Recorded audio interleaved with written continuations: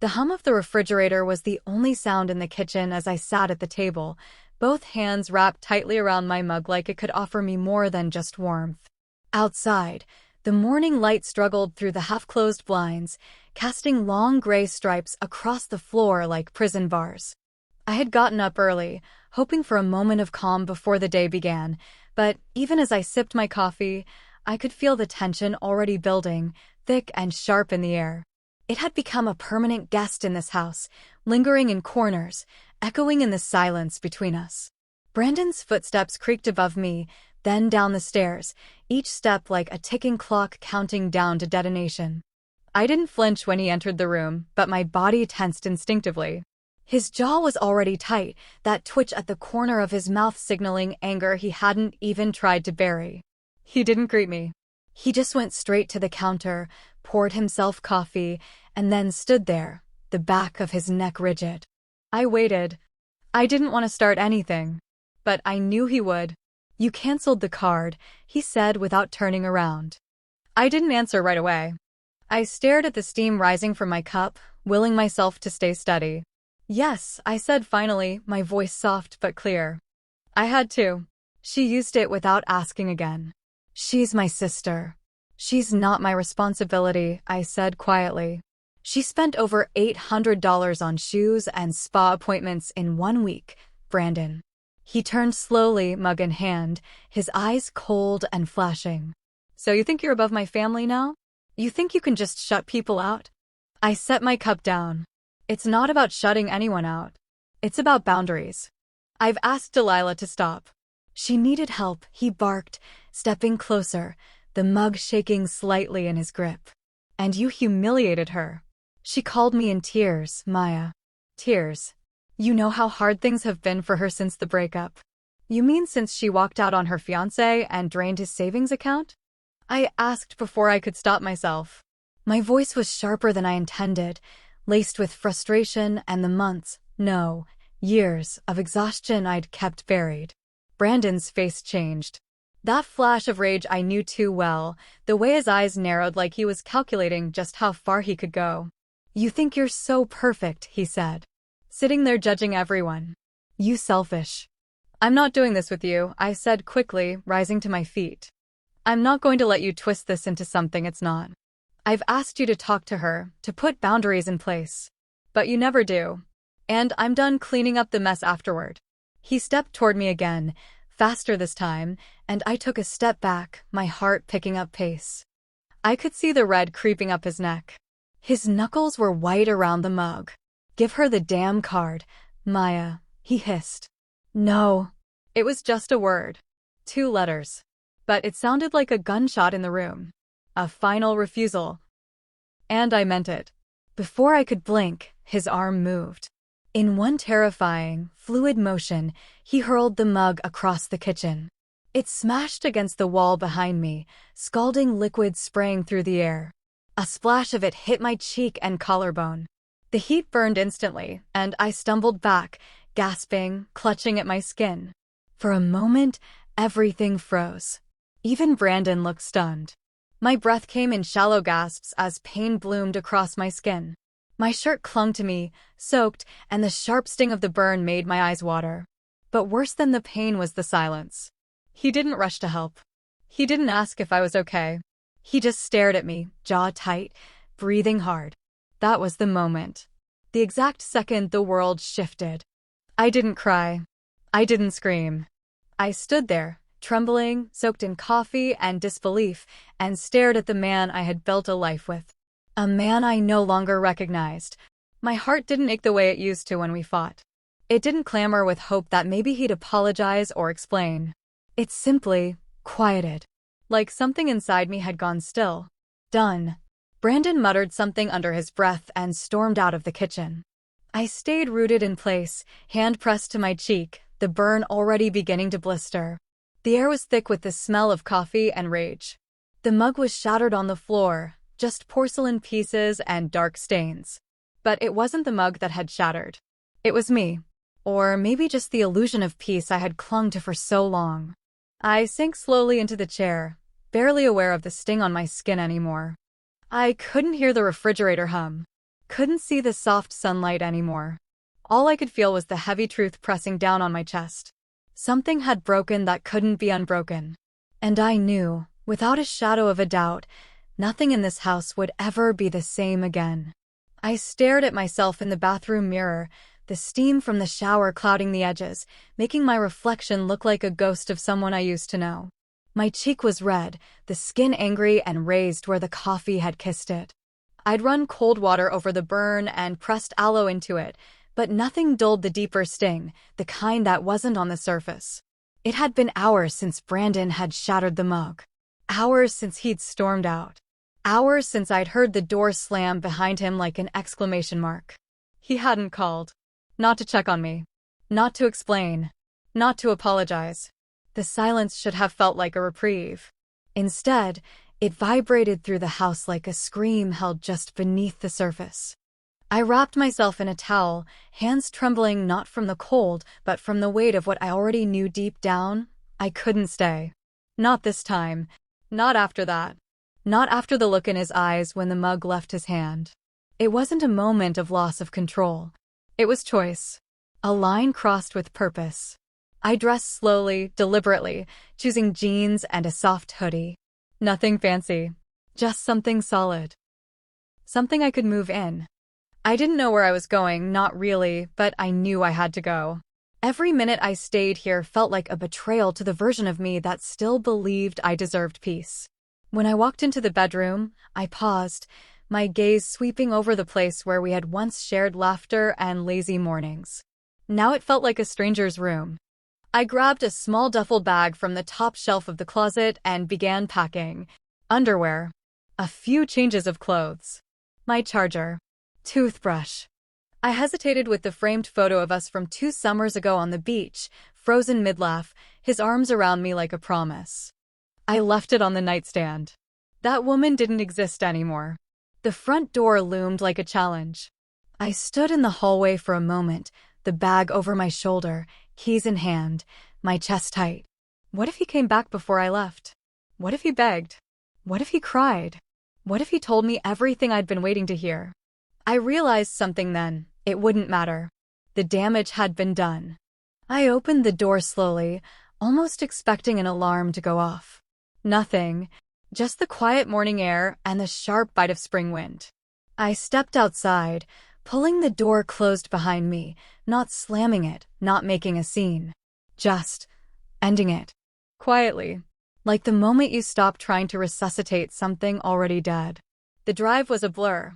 My hands gripped the steering wheel tighter than necessary, and my eyes flicked between the road and the rearview mirror like I expected him to appear behind me, headlights bearing down.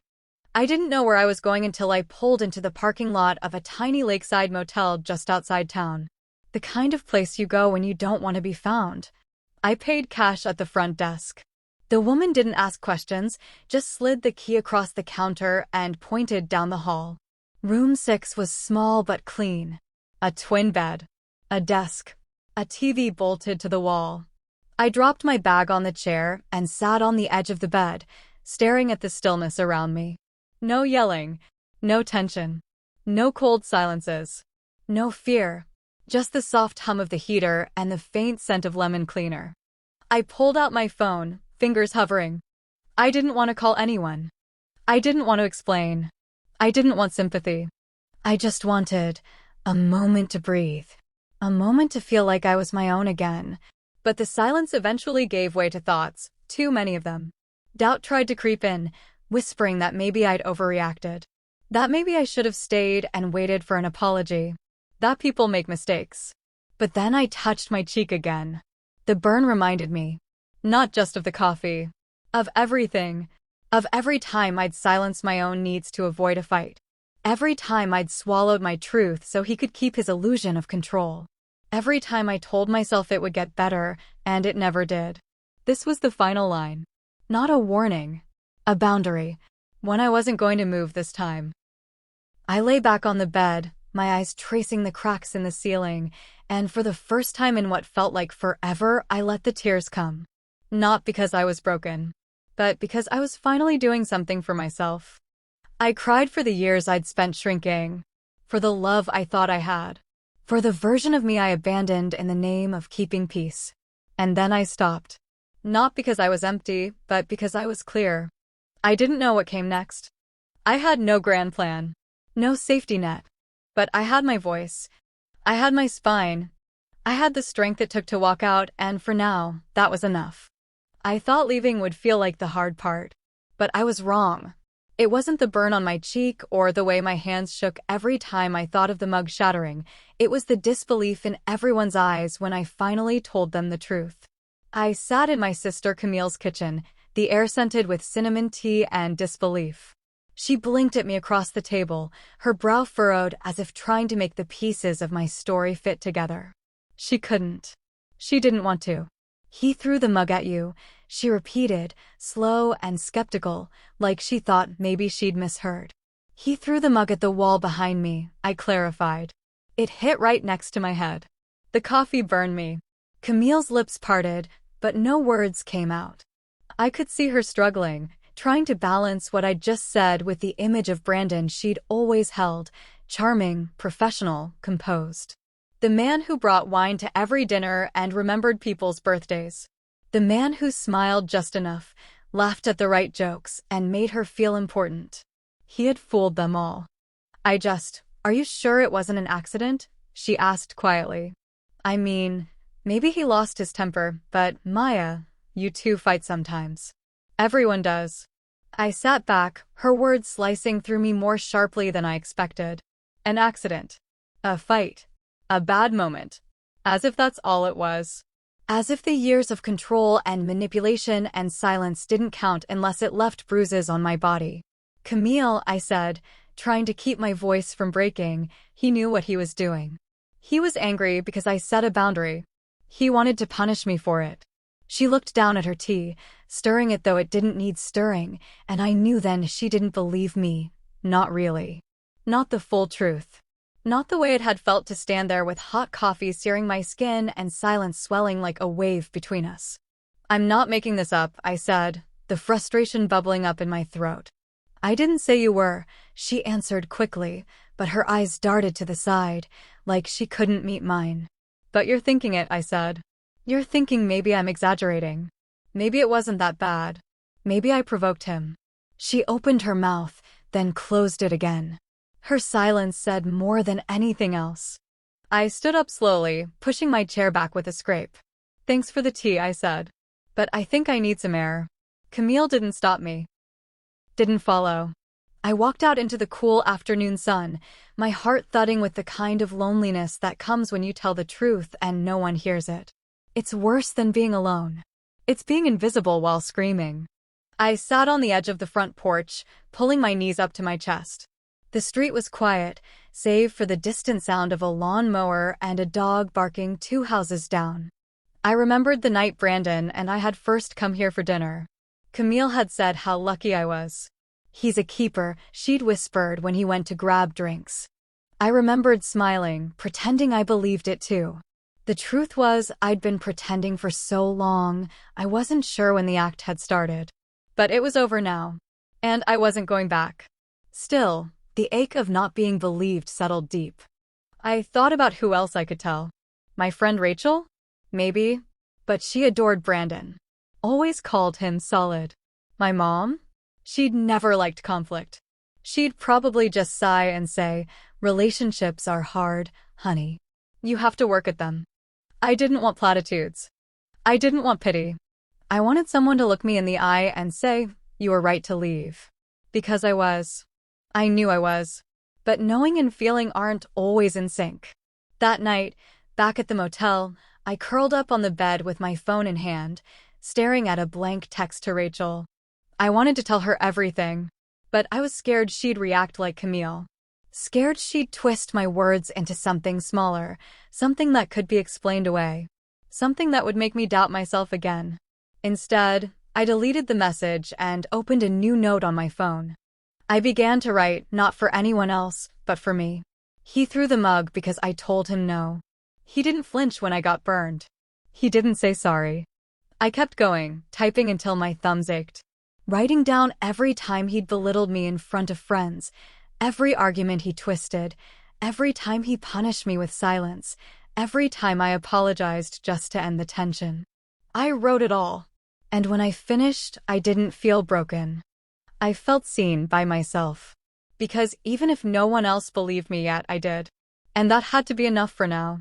It's strange how love can rot in silence before you ever smell the decay. Before you realize it's become something else entirely, twisted, conditional, and quietly cruel. I used to think love meant sacrifice.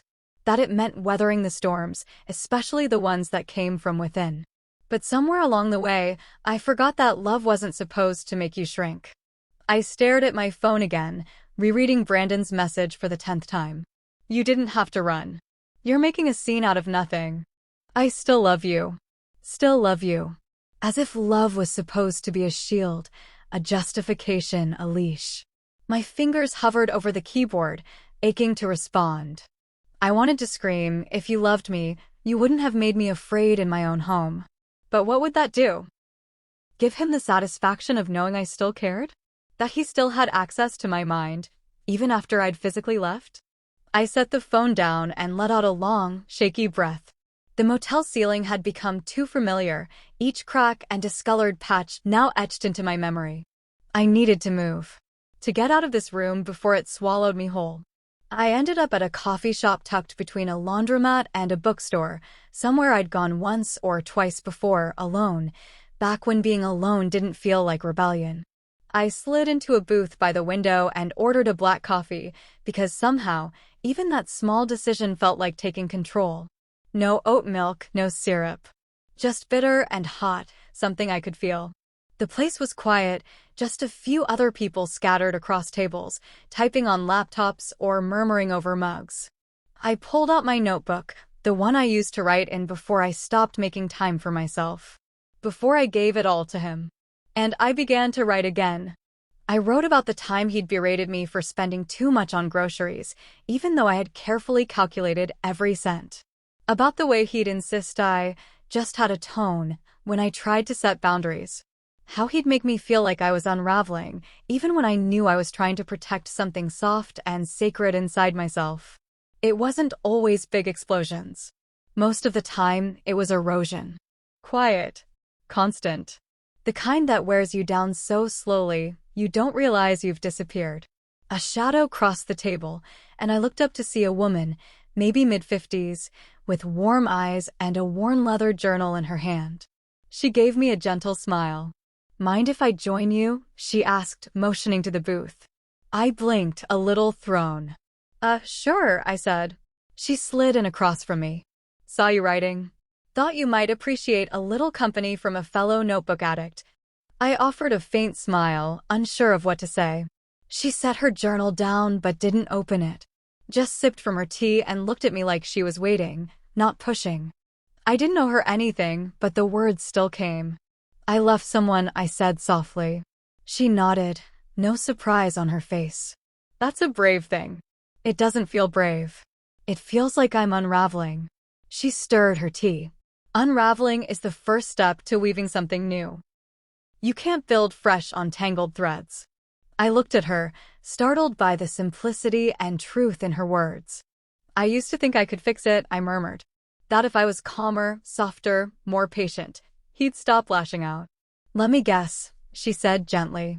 You thought love could heal someone who didn't want to change. I nodded, the weight in my chest pressing harder. How did you know? Because I was you, she said. Years ago. Different man, same patterns. Love became a leash.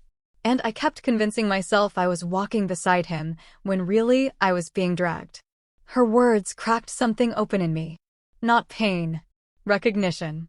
Did anyone believe you when you left? I asked. Some did. Some didn't. But eventually, I stopped needing their validation. She smiled, not bitter, just honest. The hardest part was realizing I'd mistaken pain for passion. That what I called trying was just survival. I swallowed hard. I keep telling myself I left in time. You did, she said without hesitation. The fact that you're still doubting it tells me how deep he got into your head. She tapped her fingers on her journal, then stood, leaving a napkin on the table. A phone number scribbled in blue ink. Support group, she said. Local, not the dramatic kind. Just people who've been through it and are learning how to breathe again.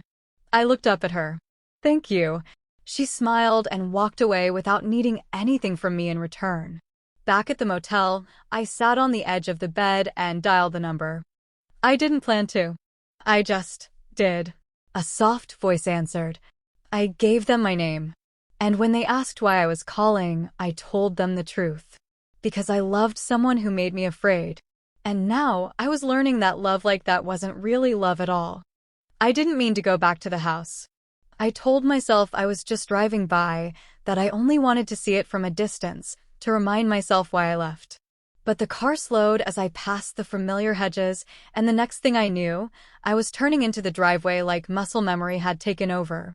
The engine ticked in the stillness after I cut it. Everything looked exactly the same, which somehow made it worse. It hadn't collapsed without me. It just kept going. The porch light was still out. Brandon's car was gone. I sat there for a long time, hands tight on the wheel, debating whether to go inside. I had a key. He hadn't changed the locks. But my hesitation wasn't about legality, it was about what waited inside. Would the walls still hum with silence and shame?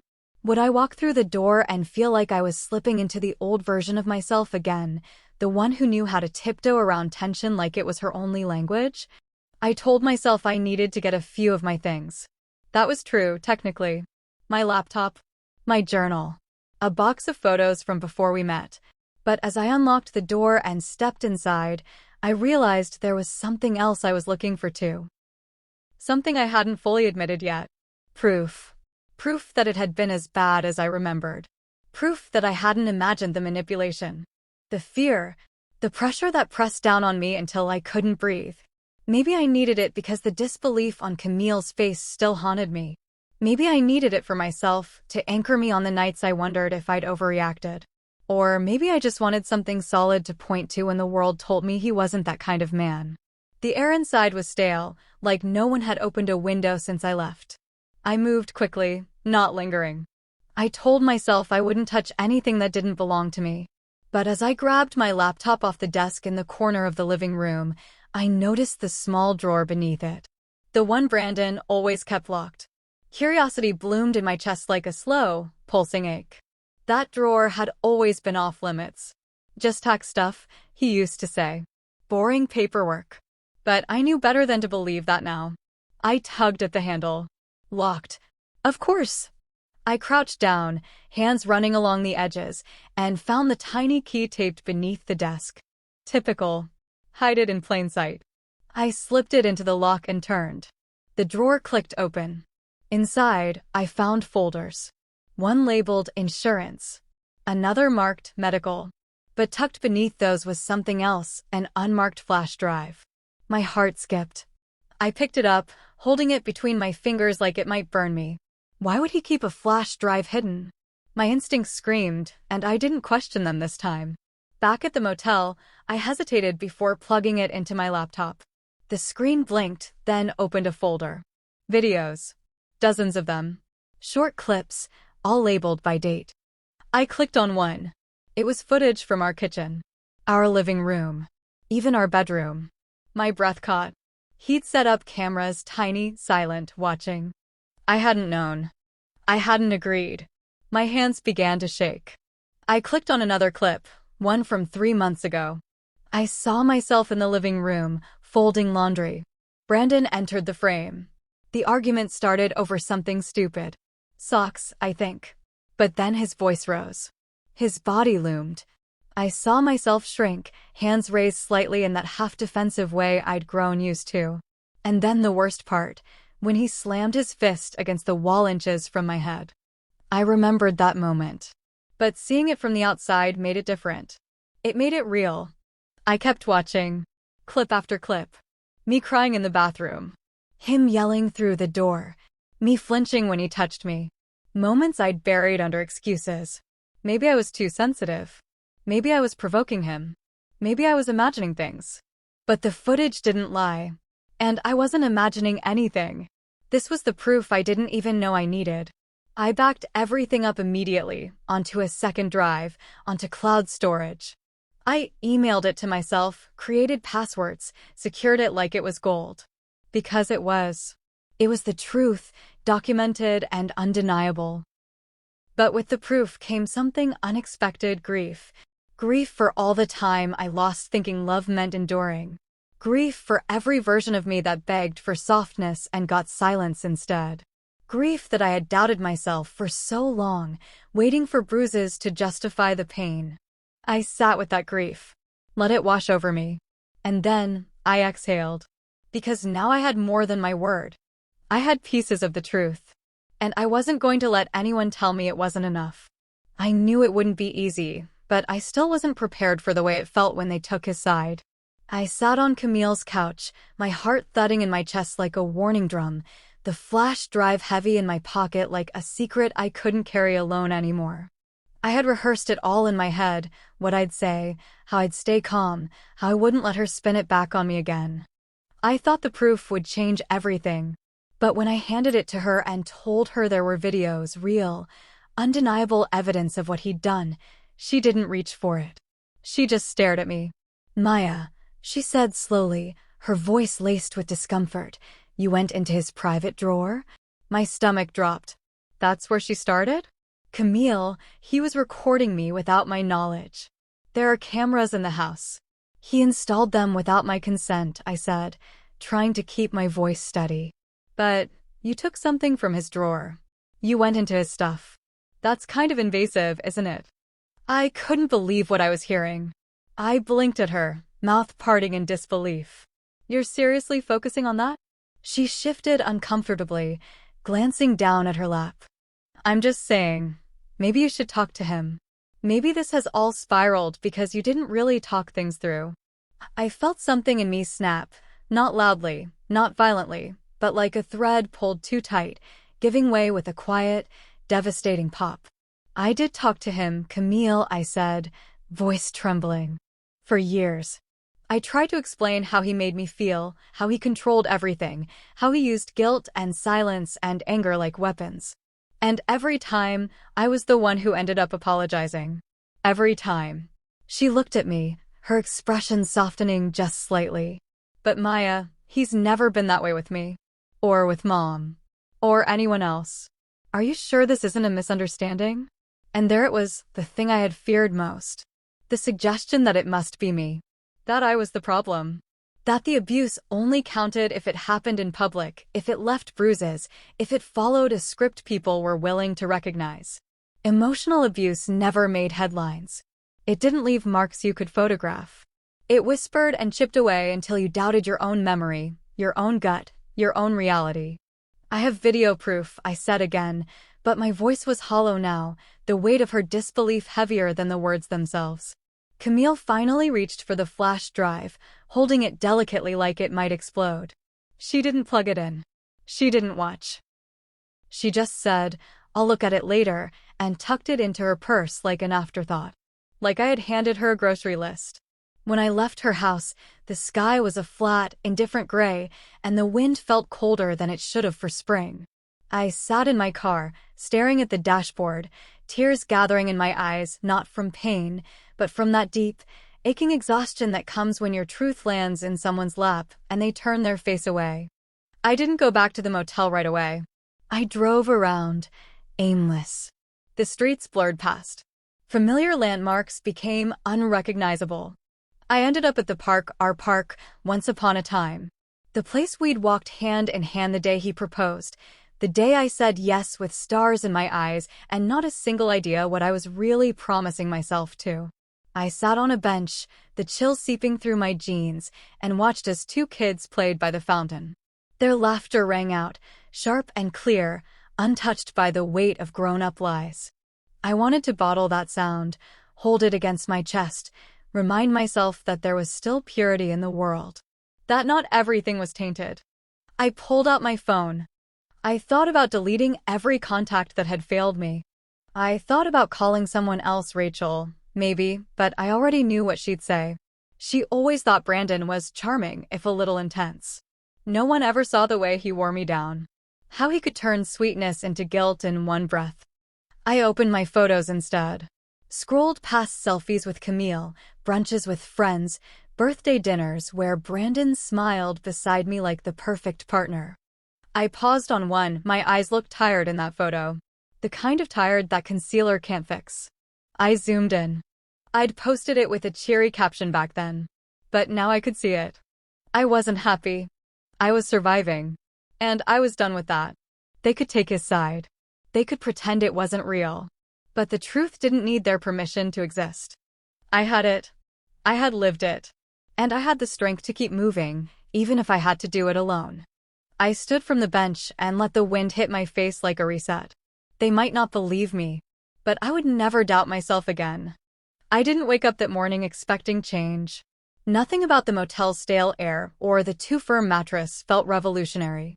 I brushed my teeth with the same cheap travel-sized toothpaste, tied my hair back in the same loose bun, and stared at the reflection in the bathroom mirror like I had every other day since I left, waiting to recognize the woman staring back. But something in me felt different. Not louder. Just firmer. Like a quiet click of alignment deep inside. I didn't feel strong yet, but I no longer felt like I was splintering. I checked my phone. No new messages from Camille. Nothing from my mother either, not even a bland, thinking of you. But one unread message blinked at me, a name I hadn't seen in a while. Marissa L., Support Group Coordinator. Hi Maya, just checking in. We meet today at 1 p.m. if you're feeling up to it. No pressure. Doors open. I stared at the text. My thumb hovered over the screen. A week ago, I wouldn't have even considered it. The idea of sitting in a circle, bearing my wounds in front of strangers, had felt impossible. But now I was tired of swallowing it all alone. Tired of the silence. Tired of trying to be polite while drowning. By noon, I was parked outside the church where the meetings were held. It was small and quiet, with chipped white paint and a crooked sign that read community room entrance around the side. I sat in the car for 5 minutes, just breathing, fingers clenched around the steering wheel. Then I got out before I could talk myself into leaving. The room was brighter than I expected.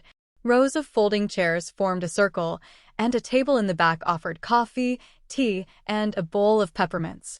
People chatted quietly, some laughing, some just sipping from paper cups and nodding at each other like it was normal to be here. Like it didn't mean you'd been broken open first. Marissa spotted me the second I stepped in. She was warm and welcoming, with soft curls and a voice that didn't try too hard. Maya, right? She said. We're glad you're here. No pressure to speak. Just listen, if that feels better. I nodded, heart pounding as she guided me to an empty chair. The meeting started with introductions, gentle and brief. A man with a thick beard named Derek talked about his sister and how it took him years to realize she wasn't just moody, she was being manipulated. A woman named Nadine shared how her husband isolated her from her friends so gradually, she didn't notice until she hadn't seen anyone in months. No one interrupted. No one questioned. Everyone just listened. And I did too, until my heart started to ache from how much I recognized in their stories. Every word a mirror. Every silence familiar. Then Marissa looked at me, not with pressure, but with quiet encouragement. Would you like to share, Maya? She asked gently. I looked down at my hands, then up at the circle. Every person there had held something sharp. Every person had survived something most people didn't understand. And suddenly, I didn't want to stay silent anymore. I used to think that if I just worked harder at loving him, things would get better, I began, surprised at the steadiness in my voice. He never hit me. So for years, I told myself it wasn't abuse. Even when he screamed. Even when he threw things. Even when he filmed me without my knowledge and kept it a secret. The room stayed quiet. Safe. I left. I finally left after he threw a mug across the kitchen and burned me with hot coffee. And now, no one really believes me. My own sister thinks I overreacted. Everyone keeps saying, but he's so nice. Nadine nodded slowly. They always are. Until you live with them. I exhaled, and the tension in my chest loosened just slightly. I found videos, I said. Footage from the cameras. Of him yelling, threatening, me flinching. All of it. And even with that proof, people still take his side. That's because people don't want to believe someone they know is capable of harm, Marissa said. So they rewrite your story instead. It's not about truth. It's about comfort. That hit something deep inside me. I wasn't crazy. I wasn't overreacting. I wasn't too sensitive. I was just inconvenient to their illusion. When the meeting ended, I stayed behind for a while. Just sat there, soaking in the silence that didn't hurt. A few people offered hugs, numbers, soft encouragements that didn't feel forced. I walked out into the sunshine feeling like something inside me had realigned. Not fixed, not finished, but stronger. I had found my voice. And this time, I wasn't giving it back. It started with a text. I'm sorry for everything, Maya. I miss you. Can we talk? I stared at the screen for a long time, letting the words sink in. They didn't stir the hope they once would have. There was a time I would have dropped everything for that message, aching for any scrap of remorse from him. But now, sitting in this quiet motel room with the sting of silence slowly replaced by clarity, all I felt was suspicion. I didn't respond. 2 hours later, I got an email. Longer. Thoughtful, almost poetic. He wrote about the pressures he'd been under, about how he hadn't realized how much his actions had affected me. He said he was working on himself, that he wanted to grow. There were phrases plucked straight from therapy websites, like he'd Googled how to get someone back after emotional abuse. He even signed off with love and reflection, Brandon. Still, I said nothing. The next day, Camille called. I didn't answer at first. But the fourth time it rang, something told me to pick up. Hey, I said, bracing. Maya, she said breathlessly. Brandon came by the house. I closed my eyes. Of course he did. He said he just wanted to explain things. That he was going to therapy. That he made mistakes. He told me he was trying to win you back the right way. I didn't say anything. He sounded sincere, Camille added, like she was offering me a gift. He cried. Said he never meant to hurt you. I pressed my fingers to my temple. Did he show you the videos? She paused. No.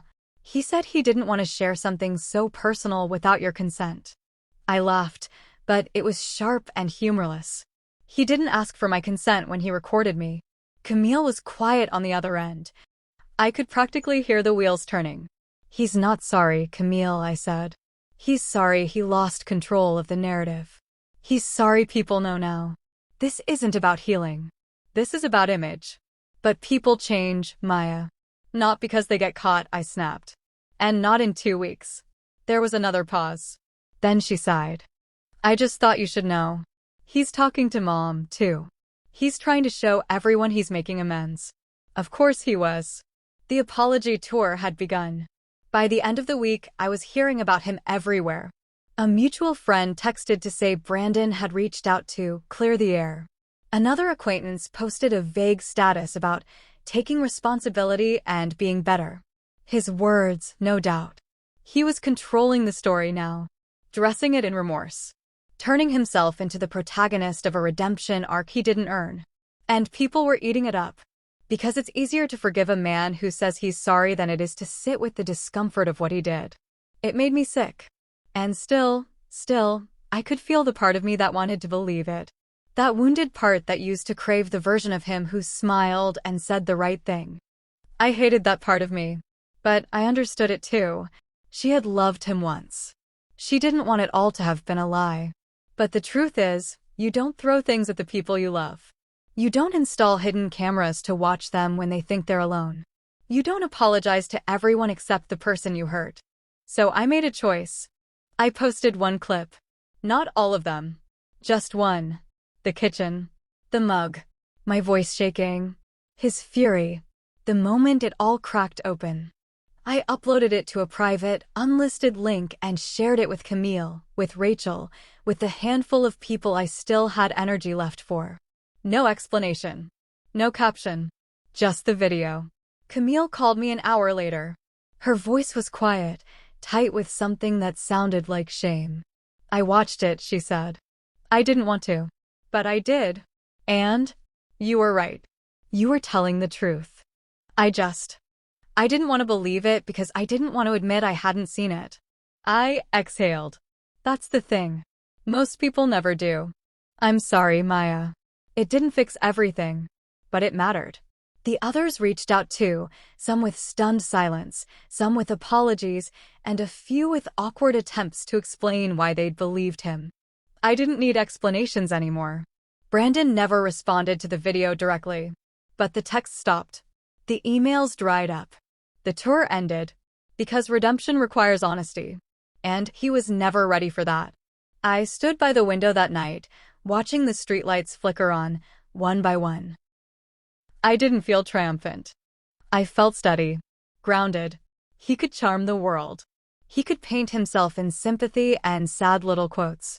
But I had something better. I had the truth. And now, so did everyone else. Healing didn't arrive like a thunderclap. There was no dramatic sunrise or swelling background music to signal I had finally crossed into peace. No. Healing came in moments so small, I almost missed them. It was in the first breath I took in my new apartment, a tiny one-bedroom with creaky floors and yellow walls that looked like they'd seen too many tenants, but still welcomed me like I belonged.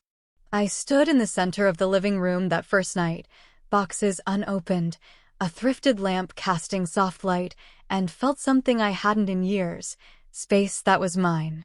No one watching me. No one waiting for me to fail. No one controlling the thermostat or counting how many times I opened the fridge. It was in the first time I laughed, really laughed, at a silly meme Rachel sent. She hadn't said much after the video. Just, I'm sorry. I should have listened. But her messages had become consistent since then. Little things. Memes. Coffee invites. Jokes that didn't feel like apologies, just like her trying to reach me again without pushing. And somehow I started letting her in. Not because I needed her, but because I wanted to. There's a difference. Healing came in therapy too. In the quiet office with the overwatered plant in the corner, and a therapist named Jenna who didn't flinch when I told her I used to make excuses for why I flinched. She never told me I was wrong for staying. Never told me I was foolish for loving him. She helped me understand why I did. Why so many do. And why leaving was never the end, it was the beginning. We talked about gaslighting, emotional neglect, coercive control. Words I used to think didn't apply to me because he never hit me. But they did. They absolutely did. And labeling them wasn't weakness, it was reclaiming clarity. Healing was messy though. Some days I still woke up with a tight chest, a rush of panic with no clear source. I'd hear a raised voice in the grocery store and feel my entire body tense. I'd go to unplug my phone and suddenly remember how Brandon used to monitor my screen time under the guise of wanting more presence. Sometimes I still caught myself apologizing too quickly. Still second-guessed my tone in texts. Still wondered if people saw me as dramatic or unstable. The residue of abuse doesn't just wash off. It clings. But slowly, I was scrubbing it away. One afternoon, I took a walk down the street just because it was sunny. No destination. No errands. Just me and the warmth on my skin. I bought myself a lavender latte and a slice of lemon cake from the little cafe on the corner and sat outside by the window, watching people pass. I didn't need to check in. Didn't need permission. I just existed, freely and fully. That was healing, too. I joined a book club. I didn't tell them anything about my past, not because I was hiding it, but because I was more than it. We talked about fiction and characters and themes, and for once, my story wasn't the center. I could just be Maya, reader, baker, opinion haver.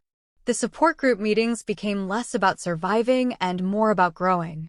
I listened more than I shared, offering nods and affirmations, sometimes speaking up when someone said, but maybe it was my fault. I'd gently say it wasn't. And I'd mean it. Because I finally believed it for myself. I started cooking again, really cooking. Not the rushed, performative dinners I used to make under Brandon's scrutiny. I played music, danced barefoot in the kitchen, burned the first batch of cookies and laughed instead of crying. I didn't care if the chicken was too dry or the rice overcooked. No one was there to scold me. No one but me, and I was learning to be kind. One night, I caught my reflection in the mirror and didn't look away. I didn't search for flaws. I didn't think about how he used to say I looked tired when I wore no makeup. I just looked. And I saw someone brave.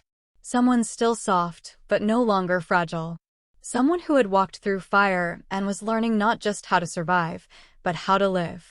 Healing wasn't loud. It wasn't linear. Some days I missed the familiarity of his routine, the illusion of safety. But I didn't miss him. I missed the fantasy I used to cling to, the version of him that never really existed. Now I had something better. I had me. I didn't need to explain or prove anything anymore. Not to Camille.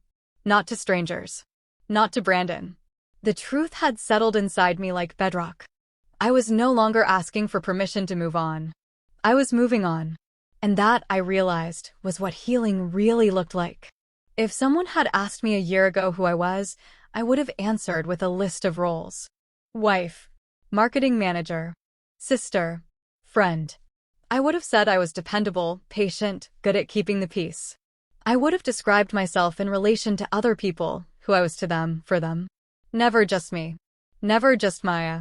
But now, standing on the balcony of my new apartment, fingers curled around a steaming mug of chamomile tea, I know better. I am not the sum of what I gave away. I am what I reclaimed. The city lights flickered like quiet applause in the distance, and a gentle breeze lifted strands of my hair from my face. It was quiet up here. Not the kind of silence I used to dread, the charged silence of a house held hostage by someone else's mood, but a peaceful hush. A silence I had earned. So much had changed. And yet, I hadn't undergone some miraculous transformation. I hadn't become someone entirely new. I'd simply found my way back to the version of me that had been waiting, buried under fear, under apology, under the constant hum of survival. I no longer flinched when someone raised their voice. I no longer walked on eggshells, bracing for a storm every time I spoke up. I no longer questioned my own memory, my own gut. I trusted myself. That alone felt like the greatest victory. Brandon hadn't contacted me again. After the video circulated and the support around him began to shrink, he faded into silence. I heard through a friend of a friend that he'd taken some kind of sabbatical, possibly to work on himself. Maybe he had. Maybe not. It didn't matter anymore. My healing wasn't contingent on his repentance. Camille had begun to show up differently too. More careful, more present.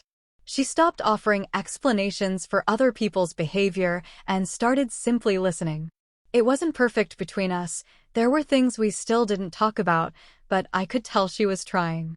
I wasn't sure if we'd ever go back to how we were before. But maybe we weren't supposed to. Some relationships are meant to evolve, not return. I sipped my tea and let the warmth settle inside me. My home was small but mine. Filled with plants that were somehow still alive, a bookshelf that made me smile every time I looked at it, and a couch I'd picked out because it was soft and cozy, not stylish or practical or neutral enough to meet someone else's standard. I worked remotely now, consulting for small businesses on their branding. It gave me flexibility, freedom, and the chance to build something on my own terms. There was power in that. I no longer dreaded Mondays. I no longer waited for weekends like they were lifeboats. I didn't feel like I was simply surviving 5 out of every 7 days. One of my favorite things now was journaling at night. I didn't write about him anymore. Not because he didn't matter, but because he no longer took up space in my mind. I wrote about my dreams, about the recipe I wanted to try next, about the book I was reading, about how good it felt to buy myself flowers just because. Sometimes I reread my old entries, pages filled with pain and confusion and doubt. I didn't do it to reopen wounds. I did it to remind myself of how far I'd come. To honor the woman who had written those words even when she was afraid, even when her voice trembled. She was the reason I was here now. She had done the hardest thing. She had left. Now I was the woman who had stayed gone. I glanced at the table beside me, where a letter sat waiting my final act of closure. Not for him. For me. It was addressed to myself. I picked it up and unfolded it. Maya, you did it. You broke the cycle. You walked away from a version of love that wasn't love at all. You gave yourself permission to be whole, to be free, to be honest. You protected your spirit when no one else would. That is strength. That is grace. That is the woman you've become. Never forget, your softness is not weakness. Your boundaries are not walls. You can be kind and still say no. You can be loving and still walk away. You owe no one your silence ever again. Keep choosing you. Always. Maya. I folded the letter and smiled, tears stinging my eyes. Not from grief, but from pride. I had walked through the darkest chapter of my life and found the pen in my hand again. And this time, I was writing something different. I turned back toward the open sliding door, stepping inside where the warm lights glowed across the hardwood floor. The apartment didn't echo anymore. It sounded lived in now. Real. There was music playing softly from the speakers, my playlist, my mood, my rhythm. I moved through the room slowly, not with caution, but with confidence. Every step was my own. I wasn't who I was before. I was better. I was whole. I was finally fully me.